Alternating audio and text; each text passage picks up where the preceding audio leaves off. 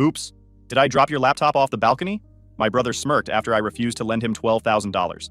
Mom defended him, don't make a scene. It's just a computer. So I didn't. That night, I shut down a few payments. By morning, he opened his banking app and nearly collapsed. Hey Reddit, my brother thought yeeting my laptop off my balcony would teach me a lesson. He was dead wrong. He ended up learning a bunch of lessons instead. Grab your popcorn and enjoy the shit show. I'm Kai, 29 male, and I just realized I've been running an unlicensed bank for my family for the past 6 years. Before anything, you need to understand the full picture. Because here's how it works when you're the one with your stuff together in a family of financial disasters. You become the solution to every problem. Car breaks down? Kai will handle it. Rent's short? Kai has got you covered. Made stupid financial decisions for the 15th time this year? Well, Kai is responsible, so he'll clean up that mess too. I work as a freelance software developer, building custom web applications for mid-sized companies. Good money when the contracts roll in. I've got a solid reputation, repeat clients, and enough stashed away that I can weather the slow months. I live in a decent 2-bedroom apartment, drive a paid-off Civic, and generally have my life in order, which apparently made me the designated piggy bank for everyone else. My older brother Brandon is 32 and has the financial literacy of a hyperactive raccoon. He works in sales at some tech startup that's always 6 months from either an IPO or total collapse. Every few months there's a new crisis. Commission check got delayed, again. Maxed out another credit card on VIP service and Ubers. Crashed his leased BMW and needed to cover the deductible. Sports betting debt. That weird 2 months where he got really into day trading and lost $8,000. Always something. Always urgent. Always became my problem. Then there's mom and dad. Dad used to work as a supervisor at a manufacturing plant until he messed up his shoulder 3 years ago. Now he's on disability, spending his days watching YouTube conspiracy videos. Mom works part-time doing administrative stuff for a chiropractor, but somehow her paychecks evaporate before they even clear. They live in the same house they bought in 1998. Here's what nobody tells you about being the reliable sibling. Your family stops seeing you as a human being with needs and boundaries. It started small though, like these things always do. Brandon needed help with a security deposit 6 years ago. Just co-sign the lease, bro, I'll handle the rent. Then it was mom and dad needing help refinancing the house. Just co-sign the loan, honey, we'd never put you in a bad spot. And so on. One small decision at a time, I'd built this whole financial life support system where I was hooked up to everyone's money problems. And here's the thing that really ticks me off. I did it willingly. I thought I was being a good son and brother. I thought this was what family meant. I thought eventually they'd get their stuff together and maybe I'd be the one who needed help someday. Yeah, I was a freaking idiot. Brandon's car insurance was bundled with mine to save him $70 a month. I'd co-signed his apartment lease 2 years ago. His phone was on my plan. He was an authorized user on one of my credit cards for emergencies, which apparently included VIP service at clubs and $200 Uber rides home at 3 a.m. Mom and dad's situation was even worse. That mortgage refinance 3 years ago meant I was legally on the hook if they defaulted. Their internet, cable, and every streaming service known to man was bundled with mine. I'd set up automatic transfers, $400 a month into a shared checking account to help with utility shortfalls during dad's recovery period. None of them had ever asked how I was doing. None of them had ever wondered if this was stressing me out. Why would they? Then that Thursday happened, and everything imploded after it. I was neck deep in the code for a client's inventory management system when my phone lit up with Brandon's name. Yo, Kai, I need a massive favor. No hello, just straight into the ask. What's up? So you know how I've been talking about taking that executive sales training program? The one through that consulting firm in Seattle? Yeah, you mentioned it. Registration deadline's today, and they've got this financing option. But I need $12,000 upfront to lock in my spot in the next cohort. I stopped typing. $12,000. Brandon, that's a lot of money. I know.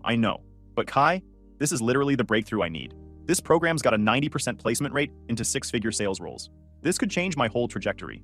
He was talking faster now. I'll pay you back, obviously. I'll even put it in writing. I just need someone to believe in me right now. I'd heard variations of this exact speech more times than I could count. I don't have $12,000 just sitting around, I said carefully. Dude, you could put it on your credit card. I'll make the minimum payments directly. You won't even have to think about it. Come on, I've never asked you for anything this big before. And there it was. He wanted me to take on debt so he could dodge the consequences of not having his shit together. No, I said. I can't do this one. The silence stretched out for a solid 5 seconds. Are you freaking serious right now? His voice went cold and sharp. After all the times I've been there for mom and dad when you were too busy with your little computer projects? When exactly were you there for them? I don't keep dang receipts like you do, Kai. I just show up when family needs me. By borrowing money you never pay back? You know what? Screw you. I'll figure it out myself. Thanks for nothing, little brother. He hung up. I sat there staring at my phone, then went back to work, trying to focus on the code. But I kept thinking of that conversation. 3 hours later, my doorbell rang. I wasn't expecting company. When I checked the peephole, Brandon was standing there, and I could tell from his body language this wasn't going to be a friendly chat. I opened the door and he pushed past me. We need to talk. He was already pacing around my living room. Bro, if this is about the money, it's bigger than that. He spun around to face me.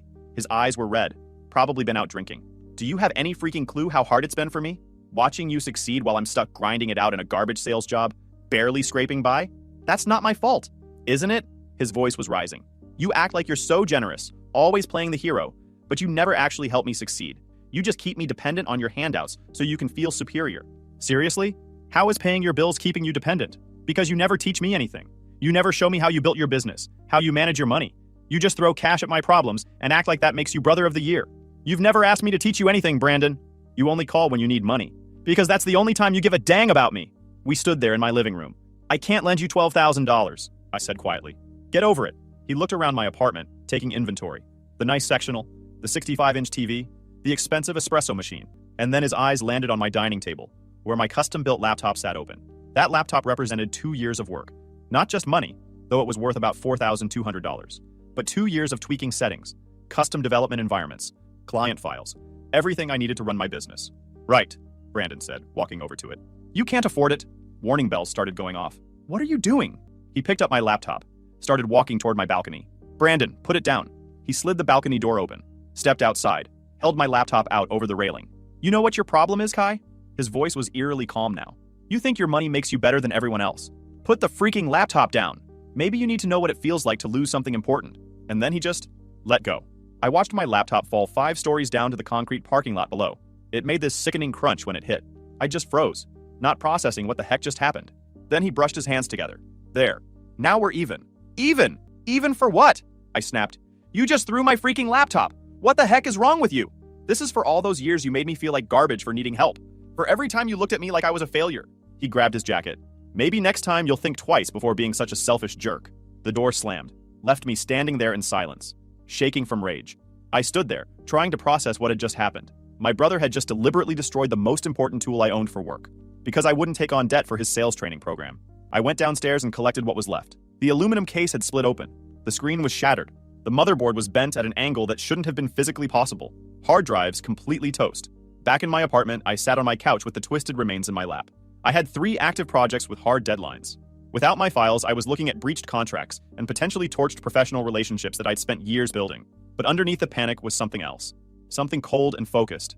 Brandon hadn't just broken my computer. He'd attacked my ability to earn a living. And he'd done it on purpose, as punishment for having boundaries. I pulled out my phone and called Mom. Kai, honey, what's wrong? Your son just threw my laptop off my balcony. Pause. He what? I explained everything. When I finished, Mom was quiet for a long moment. Well, she finally said, it's just a computer. You can buy another one, can't you? Just a computer. Mom, that laptop had all my work files. I have clients expecting deliverables this week. This isn't inconvenient, it's potentially devastating to my business. Don't be so dramatic, Kai. Brandon's going through a really tough time right now. He's stressed about his career, worried about money, and you refusing to help him probably just pushed him over the edge. You know how he gets when he's emotional. So this is my fault? I'm not saying it's your fault, but maybe if you'd been more understanding. More understanding? Mom, I've been understanding for 6 years. When is it enough? Maybe it's time to admit you raised an a-hole. Kai, don't talk about your brother like that. Family helps family. And what am I when I'm asking for help? You're being dramatic. Brandon will calm down, and you two can work this out. Don't make a scene over a computer. Right, I said. I won't make a scene. I hung up. Then I called my buddy Owen. We'd met in college, and now he was a lawyer who dealt with tech stuff and intellectual property. Kai, what's up? Hypothetically, if someone deliberately destroyed your work computer, what kind of legal options would you have? I explained. Jesus. Okay, not hypothetically at all then. That's destruction of property. Likely criminal mischief in the 2nd degree in Oregon, since we're talking about a $4,200 laptop. You could file a police report, and the DA could pursue criminal charges. Civil side, you sue for damages. Replacement value, lost income. The whole deal. Why'd he do it though? I refused to lend him 12 grand. Are you kidding me? Owen let out a low whistle. Okay, here's what you need to do. Document everything. Build a timeline. And don't talk to him or your family about any of this without documenting it. You think I should actually press charges? Kai, he destroyed your ability to work. That's an attack on your livelihood. Plus, if you're tied to him financially in any way, you need to start protecting yourself legally. I spent that evening documenting everything. Then, I started digging into exactly how tangled up I was with my family's finances. Friday morning, I called in sick with my clients and spent the day running a full audit of my financial life. What I found was worse than I'd thought. Brandon's car insurance bundled with mine wasn't just saving him money. He'd gotten 2 speeding tickets and a fender bender in the past year that I didn't know about. My rates had gone up because of his terrible driving record. That was an extra $840 a year I was paying because of his lead foot. The apartment lease I'd co-signed 2 years ago had a clause I'd never read carefully. If he broke the lease or got evicted, I was on the hook for the remaining rent plus penalties. Looking at his payment history, he'd been late 7 times in the past 18 months. The building management company had sent warning letters to my address as the co-signer that I'd never received. I called them and discovered Brandon had told them to email me instead, then gave them an email address he'd set up that just forwarded to his own inbox. He'd been intercepting warnings about his late payments for over a year. The credit card where he was an authorized user, balance of $3,200. All purchases I'd never signed off on. I found charges for a weekend trip to Vegas, a new laptop for himself. The irony wasn't lost on me. VIP service at clubs, even what looked like a sports betting site. But the real eye-opener came when I logged into that shared checking account I'd set up for mom and dad's utilities. I'd been auto-transferring $400 a month to help cover shortfalls during dad's recovery. I pulled up 18 months of transaction history and started sorting every withdrawal. Monthly utility bills averaged $240. Monthly withdrawals by mom and dad averaged $380. The extra $140 each month was going to restaurants, convenience stores, lottery tickets, and straight cash withdrawals at casinos. They'd been taking the money I sent for utilities and gambling with it, then occasionally calling me for emergency utility assistance when the actual bills came due. 18 months times $140. I'd bankrolled $2,520 in gambling and entertainment while they cried poverty. I sat back and really let that sink in. This was financial exploitation disguised as family loyalty. And when I'd finally said no to one request, my laptop went off a balcony. I opened a new document and started building a case file. Then I called Owen back. I need a consultation. I want to know exactly what my options are. We met that afternoon at his office downtown. I brought my laptop remains in a box and a flash drive with all my documentation. He spread everything out on his conference table and went through it. Okay, he said after about 20 minutes. Here's your situation. The laptop destruction is criminal mischief in the second degree. Given that it was your primary work tool and premeditated, you've got a solid case. Wow. Yeah. Civil side, you sue for the replacement value plus lost income from missed work. With the right documentation, you're looking at probably $15,000 to $20,000 total. And that's just the laptop. What about the rest of it? Owen pulled up the credit card statements. This is trickier. He's an authorized user, so technically he had permission to use the card. The credit card company probably won't treat it as fraud, but you can pursue him civilly for exceeding the scope of authorized use. You'll need to sue him to recover those funds. What about the co-signing stuff? The apartment lease? You're stuck until it expires unless he agrees to find a new co-signer or the landlord agrees to let you off. But the email interception scheme is sketchy as heck. The mortgage with your parents is basically permanent unless they refinance or sell, but you can remove him from your insurance, close shared accounts, remove authorized users, and stop automatic transfers whenever you want. And if I do all that, what happens? Owen leaned back. He'll probably lose his mind. Your parents will definitely lose their minds. Will it protect me legally if he does something else? Start building a paper trail now. Document everything. And if he damages anything else, report it immediately. That evening, I sat in my apartment with my backup laptop and started putting in motion what I was calling Operation Financial Independence. First, I filed a police report about the laptop destruction. Next, I called my credit card company and reported Brandon's charges as exceeding the scope of his authorized use. The rep put an immediate hold on the card and started the process of removing him as an authorized user. They made it clear I was still on the hook for paying the balance since he was technically authorized at the time, but they'd close the card and issue me a new one. Then I called my insurance company and started the process of removing Brandon from my auto policy. The rep mentioned those speeding tickets and the accident I didn't know about. When I told her I wasn't aware of any of it, she went quiet. Sir, those incidents increased your premium by about $70 a month, $840 annually. Once he's off your policy at the end of this billing cycle, your rate should drop back to your previous level. I contacted my phone carrier and moved Brandon's line to its own account. Gave him 2 weeks to set up payment before service would be suspended. I logged into every shared streaming account and changed the passwords, booting family members from all of them. Finally, I closed that shared checking account and transferred the remaining $340 to my personal account. Then I sent an email to everyone. Due to recent events, I'm restructuring my financial accounts and responsibilities. Effective immediately, I'll no longer be providing automatic monthly transfers, maintaining shared accounts, or bundling services. Each of you will need to set up your own accounts and payment methods. I've given you 14 days to make these arrangements before services are disconnected. I didn't mention the laptop. Just clean, professional disconnection. I sent it at 6 a.m. on Saturday, then turned my phone off and went to the gym. I figured I had about 3 hours before the chaos started. I was right. When I turned my phone back on at noon, I had 50 text messages and 12 missed calls. At 6:40 that morning, Brandon had opened his banking app and watched his entire financial life implode in real time. Auto pay for rent, failed. Car insurance, failed. Phone bill, failed. Everything bouncing at once. His texts escalated from confused to angry to panicked over the span of about 30 minutes. Kai, what the heck did you do? My rent bounced, you jerk. I'm going to get evicted because of you. Call me. I didn't call him. Instead, I screenshotted every message and added them to my documentation folder. Mom called around 10 a.m. Kai, honey, there's something wrong with the checking account. My card isn't working and we have bills due. Can you fix it, please? Then Dad's voicemail. Son, I don't know what you think you're doing, but you need to call us back right now and explain yourself. This is family money, and you can't just make decisions like this without consulting us. I sent a response email. The shared checking account has been closed as part of my financial restructuring. The account was set up for temporary utility assistance during Dad's recovery period. Based on transaction history, the funds were not being used for their intended purpose. Going forward, any assistance I provide will be for specific, documented needs only. Then I hit send. My phone started ringing immediately. I didn't answer.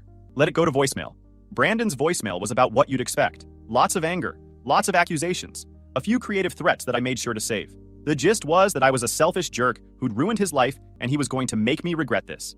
I added it to the documentation and sent a copy to Owen. Mom's second voicemail was more manipulative than angry. Kai, I don't understand why you're doing this. We've always been there for you. We raised you. Your father is very upset. Brandon says you two had some kind of fight, but destroying the whole family over a disagreement isn't right. Dad's second voicemail cut straight to threats. If you don't restore that account access by Monday, I'm reporting you to the police for financial abuse and theft. That's our money and you have no legal right to withhold it. I actually laughed at that one. I forwarded that to Owen too. His response, LOL, please let him file that report. I would love to watch. Sunday afternoon, Brandon showed up at my apartment again. I saw him through the peephole and just didn't answer. He pounded on the door for a solid 5 minutes, yelling about how I was ruining his life. I recorded audio of the whole thing on my phone. Eventually, he left. I waited 10 minutes, then called the non-emergency police line and reported harassment. They sent an officer over to take a statement. When I explained the background, the officer suggested I consider filing for a restraining order if he kept showing up uninvited. That evening, I got a call from an unknown number. Kai? It was Dad. Don't hang up. We need to talk about this situation. What situation? This tantrum you're throwing? Your son destroyed my laptop and you guys defended him. I'm protecting myself, Dad. That was an accident. You provoked him by refusing to help when he needed it. I don't owe him money. You don't owe us anything? After we raised you, fed you, clothed you, paid for your college? I paid for my own college with loans and scholarships, and I've been paying you back for the rest for 6 years now. Also, don't you try to guilt trip me over the bare minimum. Listen, Kai, if you don't restore that checking account by tomorrow, you're dead to this family. He hung up. I sat there staring at my phone. Dead to the family. Because I wouldn't keep letting them rob me blind. And you know what? Good. Now let me behave like it. That night, I sent one more email. After considering recent conversations and threats, I've decided to make the following permanent changes. All shared financial accounts are closed. All bundled services are terminated. All automatic transfers are canceled. I will no longer be providing loans or financial assistance. Any further communication regarding money will be ignored. Any further harassment will be reported to police. I'm no longer participating in this dynamic. Kai, I CC'd Owen on it before sending. His response, proud of you, man. This is going to suck for a while, but you're doing the right thing. Monday morning, I sent the demand letter to Brandon via certified mail. Replacement value of the laptop, $4,200. Lost income from missed work, $3,800. And the unauthorized credit card charges, $3,200. Total, $11,200. I attached documentation for everything. For the lost income, I included an email from my client Billy that read, Kai, the delay has cost us the launch window. We're having to pay our marketing team for an additional 2 weeks of standby at $2,400. I also included an invoice from John showing a $1,400 penalty clause for late delivery that he'd enforced. 30 days to pay or I'd file in civil court. And Brandon didn't pay. Shocker. What he did do was post about me on social media. Some long rant about how I was a heartless guy who'd abandoned my family in their time of need. The post got engagement from people who didn't know the full story. I screenshotted it all, added it to my folder. Owen filed the civil suit on day 31. We sued Brandon for the full $11,200 plus court costs and legal fees. The process server caught him at work, which apparently caused a scene. 2 days after he got served, Brandon called me from yet another unknown number. Kai, what the heck? You're actually suing me? Yeah, I'm suing you. It's your brother. This is going to ruin me. Do you understand that? I can't afford a lawyer. I can't afford to pay this. Too late. That was one mistake. One moment of being ticked off. You're going to destroy my life over one mistake? No, Brandon. You destroyed your own life. If you drop the lawsuit right now, I'll apologize. I'll pay for the laptop in installments. We can work something out. 30 days ago, I offered you that exact option. You ignored it. Now we're past negotiation. He hung up. 3 hours later, Mom called. Kai, what is this about you suing your brother? He destroyed my property. I gave him 30 days to make it right. He didn't. So now it's going through the courts. That's not fair. We were trying to keep the peace. By taking his side? We weren't taking sides. We wanted you to be the bigger person. I'm done being the bigger person. If you go through with this lawsuit, don't expect to be welcome at family functions anymore. Mom, the only time any of you call is when you need money. I'd take that as a win. She hung up on me. The initial case management conference was in late November. Brandon showed up without a lawyer, which was a bold strategy that definitely didn't work out. The judge reviewed my documentation and basically told Brandon he was in trouble. She looked at Brandon like he was something scraped off a shoe. I'm scheduling a full hearing for January. I strongly suggest you get a lawyer, Mr. Morrison, because based on what I'm seeing here, you're going to need representation. Brandon tried to catch me in the hallway after. Kai, please, can we just talk about this? Talk to my lawyer. I can't afford a lawyer. I can barely afford rent. Not my problem. I'm your brother. No, you're not. You're a leech. He just stood there looking defeated as I walked away. The full hearing in January was even better than the initial conference. Brandon had scraped together money for a lawyer, but it didn't help much. My documentation was airtight. Photos of the destroyed laptop with timestamps. Security camera footage from my building showing Brandon leaving my apartment. Text messages showing him admitting to being at my place that evening. Credit card statements. Client emails documenting my financial losses. Brandon's lawyer tried to argue it was a family dispute that should be handled privately. The judge shut that down immediately. She ruled in my favor for the full $11,200 plus court costs $800 and my legal fees $2,400. Total judgment, $14,400. Brandon was ordered to pay $500 per month until the debt was cleared. Failure to pay would result in wage garnishment. As we were leaving the courthouse, Brandon's lawyer pulled Owen aside. I couldn't hear what they said, but Owen came back grinning. He wanted to know if you'd settle for less. I told him you'd accept the full judgment paid immediately with a 10% discount, or take the monthly payments as ordered. No other negotiations. What did he say? He said Brandon doesn't have $14,000. I told him that was his problem. The first payment didn't come in 30 days. I filed for wage garnishment immediately. Brandon's paycheck started getting docked automatically. In Oregon, up to 25% of disposable earnings can be garnished, but the court order specified $500 monthly payments. Since his take-home was roughly $2,400 per month after taxes, the garnishment took about 21%. Apparently, his boss wasn't thrilled about it. According to people we both knew, Brandon's job was already on thin ice due to poor performance, and having his wages garnished didn't exactly scream responsible employee. He got demoted too, which meant the $500 garnishment was now eating up a bigger percentage of his smaller paycheck, closer to that 25% maximum, which meant he couldn't afford his apartment anymore. Within weeks of the judgment and the demotion, Brandon had to move out of his apartment. He moved into mom and dad's house at age 32. I learned this from mom's angry voicemail. I hope you're proud of yourself. Your brother lost his apartment because of your selfishness. He's living in our basement now, and we're struggling to feed an extra person on our budget. This is all your fault. I texted back, good. She didn't respond. Meanwhile, my credit card company wrapped up their process. They removed Brandon as an authorized user permanently, closed that card, and issued me a new one. As expected, they determined that since he was technically authorized at the time of the charges, I remained liable for the $3,200 balance.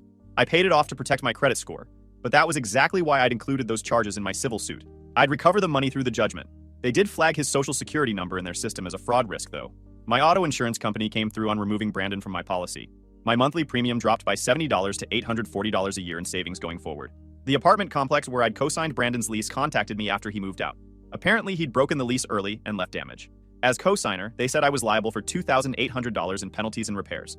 I sent them a copy of the judgment against Brandon and a letter from Owen explaining that while I was technically still on the lease as co-signer, pursuing me would be more expensive than it was worth. We had documentation that Brandon had fraudulently intercepted lease violation notices. Any attempt to collect from me would result in an immediate cross-claim against Brandon for indemnification. Plus, we'd countersue for damages related to the email fraud scheme. They went quiet for a few weeks. Then I saw the charges hit Brandon's credit report instead of mine. They'd made their choice. Life got quiet. My business recovered, the new laptop was better than the old one, and I'd learned my lesson about backups. I'd also started seeing a girl, Allison, a marketing director I'd met through a client. I spent the holidays alone for the first time ever. It was quiet and peaceful and honestly perfect. No emergency phone calls, no one asking for money disguised as Christmas presents. Just me, doing whatever I wanted. Then February rolled around. The call came from a number I didn't recognize at 7 a.m. on a Tuesday. Usually I don't answer unknowns, but I was already awake making coffee and figured what the heck. Kai? Mom's voice strained and weird. What's wrong? It's Brandon. He's been arrested. I didn't say anything for a moment. Okay? Okay? That's all you have to say? Your brother is in jail.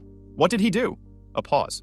He got into an argument with his boss about the wage garnishment. Apparently, he shoved him. The boss called the police and pressed charges for assault. I sipped my coffee and grinned. That was stupid of him. Kai, he needs bail money. It's $5,000. Sounds like he needs better impulse control. Are you going to help him or not? Nope. Kai, Mom, don't. Let him deal with the consequences. He's your brother. Nope. I'm good. She made this sound like a wounded animal. If you don't help him, he's going to lose his job. He'll have a criminal record. His life will be ruined. His life is already ruined, Mom. Just be like Frozen. Let it go. Are you freaking kidding me right now? How can you be so cold? I know, right? Took me long enough. She hung up. 2 hours later, Dad called. Your mother tells me you refuse to help your brother. That's correct. I don't understand you anymore, Kai. When did you become so heartless? Around the time Brandon threw my laptop off my balcony, and you told me not to make a scene about it. That was months ago. You got your money from the lawsuit? Isn't that enough? You are being bitter and vindictive. No, I'm just chilling. Your son is an a-hole, and that is not my fault. So you're teaching him a lesson? I don't even have to. Son, this is about more than just Brandon. Your mother and I are struggling. We can't afford to support him anymore. We can't afford the extra groceries, the utilities he uses. We need help. And there it was. The real reason for the call. So, you want money. We want our son to help us in a time of crisis. The time of crisis you created by enabling Brandon? Watch your tone with me. Or what? You'll disown me? Mom already said I'm dead to the family. Can't be disowned twice, Dad. Silence on the other end. When he spoke again, his voice was different. Smaller. Please, son. We're desperate. The mortgage is behind. The electric company sent a shutoff notice. We're drowning here, and Brandon moving in just made it worse. I thought about it. Then I got an idea. I'll tell you what, Dad. I'll give you money for the mortgage and electric. One time, on 3 conditions. Name them. 1.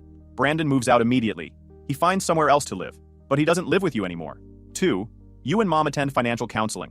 I'll pay for it, but you have to actually go and follow their advice. 3. You admit that enabling Brandon all these years was wrong, and that I was right to set boundaries. The silence stretched out. You want us to choose between you and Brandon? No. I want you to stop choosing him over yourselves. He's a 32-year-old man. He needs to face the real world. This is blackmail. This is boundaries, Dad. I'm willing to help you and Mom, but only if you're willing to actually change. Otherwise, you're just going to keep enabling Brandon until you lose your house. He hung up. I didn't expect to hear from them again. 3 days later, Mom called back. Okay.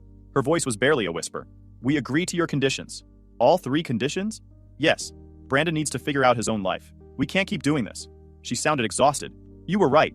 We enabled him. And now we're losing our house because we chose him over our own security. Where's he now? A friend posted his bail.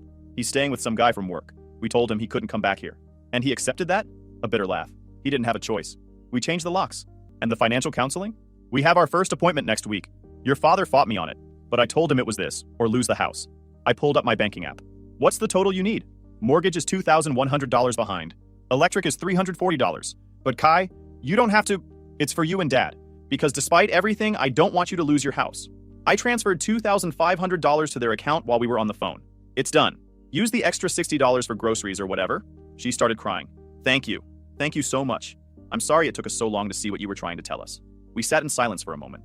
For what it's worth, she said quietly, you've become a good man. Stronger than your father and I ever were. I learned from watching you guys what not to do. That counts for something. She laughed through her tears. I suppose it does. After we hung up, I sat on my balcony and looked out at the city. I thought about everything that had gone down over the past 6 months. It had been messy and painful and honestly kind of brutal. But I'd drawn real boundaries. And I'd enforced them even when it hurt. Even when I was called heartless. Even when I was dead to the family. Because here's what I learned. Family loyalty is supposed to run both ways. And sometimes the most loving thing you can do for someone is let them face the consequences of their own choices. Brandon was still out there somewhere, still making bad decisions, and still blaming everyone else. That wasn't my problem anymore. Mom and Dad were figuring out how to live within their means, possibly for the first time in years. I'd help them when they needed it, but only if they were helping themselves too. YouTube just dropped this new hype feature. If you're hooked on this story, smash that hype button. It tells YouTube this video deserves to blow up, and it keeps even crazier stories coming your way.